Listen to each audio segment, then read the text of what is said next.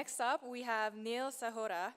Neil is an IBM Master Innovator and Worldwide Business Development Leader in the IBM Watson Group. With 15 plus years of business experience, he works with clients and business partners to create next-generation products and solutions powered by Watson. Neil is one of the few IBMers selected for IBM's Corporate Service Corps Leadership Program that pairs leaders with NGOs to perform community-driven economic development projects. Please join me in welcoming Neil to stage.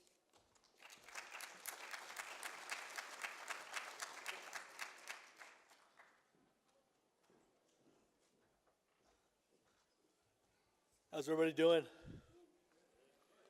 That doesn't sound good. How many of you guys are looking forward to happy hour? Oh man, this is not going to be good then. You heard a lot of great talks today. I'm going to talk a little bit about governance, and I am being sensitive about happy hour time, so I'll try and speed through this for you. But what is AI? Right? There's a lot of definitions, a lot of things out there. It's a word that gets tossed around a lot. What actually is it? How many people, raise your hands, feel like they're pretty confident they know what AI is? All right, that's way less than I was expecting. But at least there's a lot of honest people here, which is great.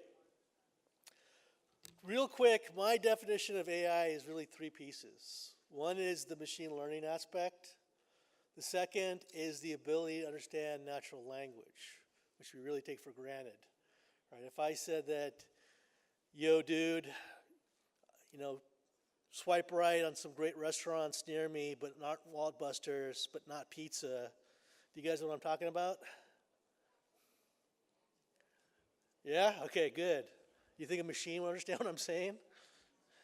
Right, the machine will most likely give me a bunch of pizza places, not distinguishing not pizza, probably wondering what dude and sweet restaurant and swipe right means. But the ability for a machine to actually understand that, take the context, idiom, jargon, slang, is a key piece of AI. And third is the ability to have a conversation as if it were a human. So not looking for keywords or anything like that. So like if you had an Alexa and you said, turn off the lights, or Alexa, turn off the lights, it would turn the lights off, right? But if you're like, whoa, it's bright in here, Alexa doesn't know what you're talking about. So those are really the three pieces, my definition of AI. But AI, like most technology, to me, is actually a tool. It's something that we can use to build or unfortunately destroy with. But AI is also a little bit more than just a tool, it's actually a platform. We've entered the third generation of computing. So we moved from simple tabulation calculation, which is the first generation, to the second generation, which has been more programmable execution, to a third generation where machines have suddenly more capabilities that we can take advantage of. So things just beyond simple automation. And we're already starting to see that there's emerging technologies that are now being built on top of AI platforms. IoT is a great example of that. We're consuming all the sensor data. Virtual reality, particularly in gaming, now using AI interfaces. And I suspect the same thing will happen with blockchain. Now, you might be thinking, well, duh, everybody wants to find bitcoins. We can use AI to go seek them out, right?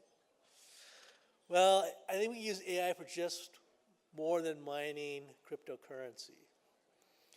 You've heard a lot of talk about security and privacy, and that's something that we can definitely leverage with AI. There's actually a lot of AI solutions out there that have been taught not just cybersecurity, but actually can real-time monitor for security threats that can actually try and figure out how things might get hacked. So start imagining using this in terms of some of the blockchain ideas that are floating out there. More importantly, think about some of the concerns that we have around security and privacy. What could an AI or AI-powered blockchain solution do for us? Does it sound exciting? No? Wow. Thinking about that beer? Or glass of wine?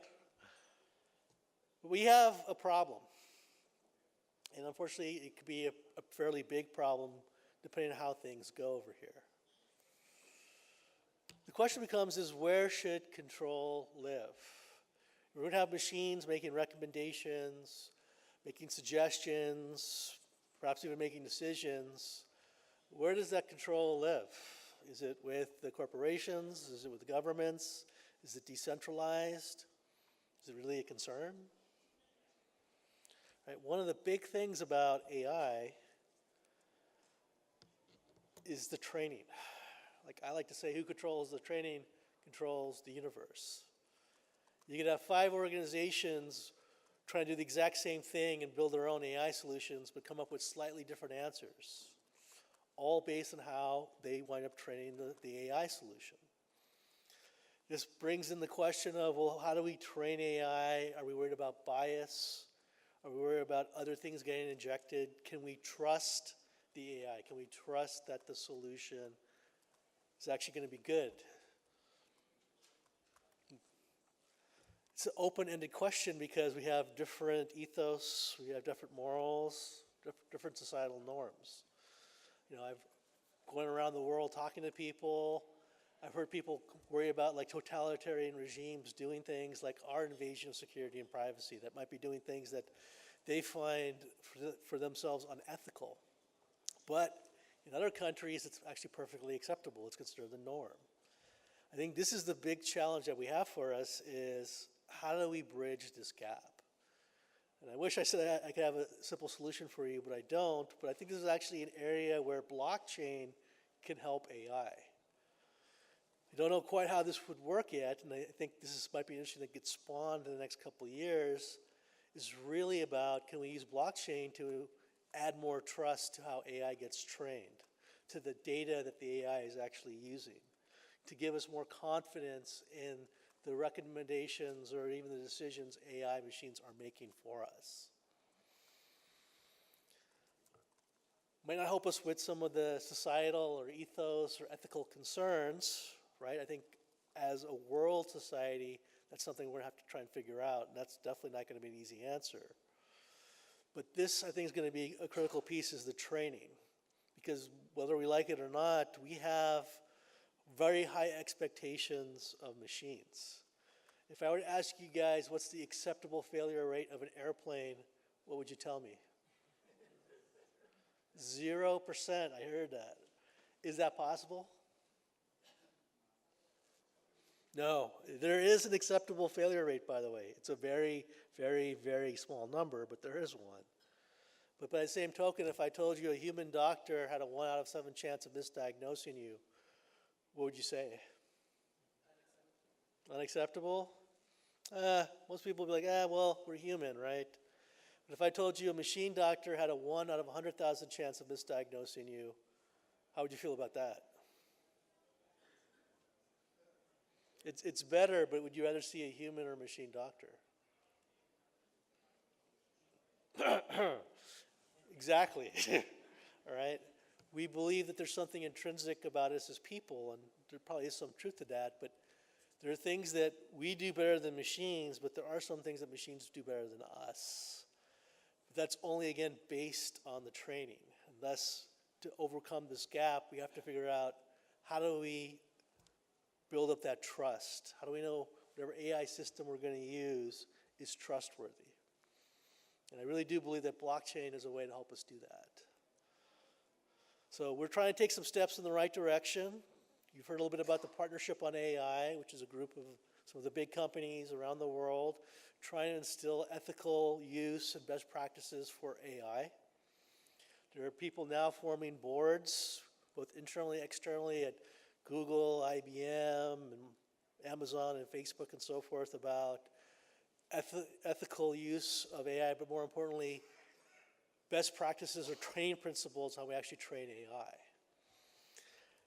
We still have a long ways to go, but it's a first step. But I'm a very big proponent. You guys have heard a lot of great talks today. You've heard a lot of great panel sessions. It's been information overload, I know. But I'm a big believer about a next step. And so I actually have a challenge for all you guys.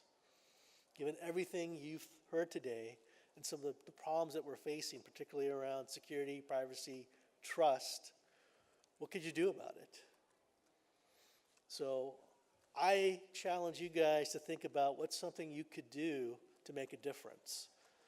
Whether it's AI, whether it's blockchain, whether it's something else or some combination of the above, what are you going to do to help us make a better world? With that, I thank you for your time.